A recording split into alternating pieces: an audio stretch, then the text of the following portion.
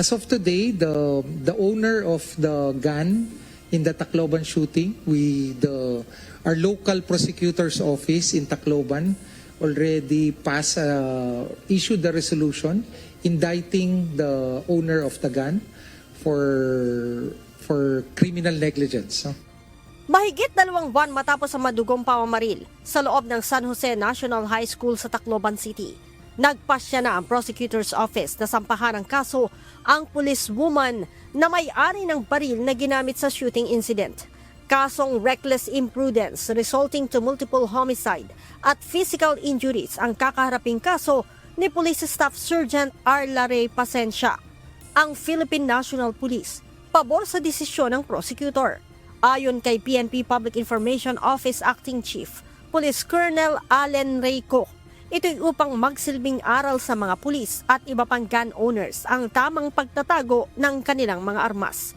We welcome actually this development dahil ito po ay makakapagpaalala sa ating mga registered gun owners, lalo na sa ating mga kapulisan and other law enforcement agencies na humahawak po ng baril, na ingatan po ng ating baril and there are consequences sa hindi po natin pag-iingat sa ating mga armas. Sinabi pa ni Colonel Co na bagamat hindi ginusto ni Police Staff Sergeant Pasencia ang nangyari, mananagot pa rin ito sa nangyaring kapabayaan.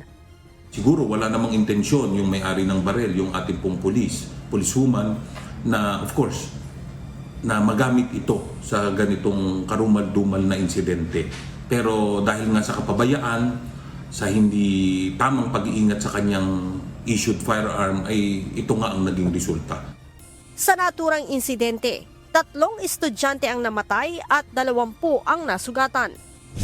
Samantala, hindi pa naman naglalabas ng resulta ng isinagawa nilang investigasyon ang Special Investigation Task Group o SITG kaugnay sa nangyaring pamamaril sa Ateneo de Zamboanga University.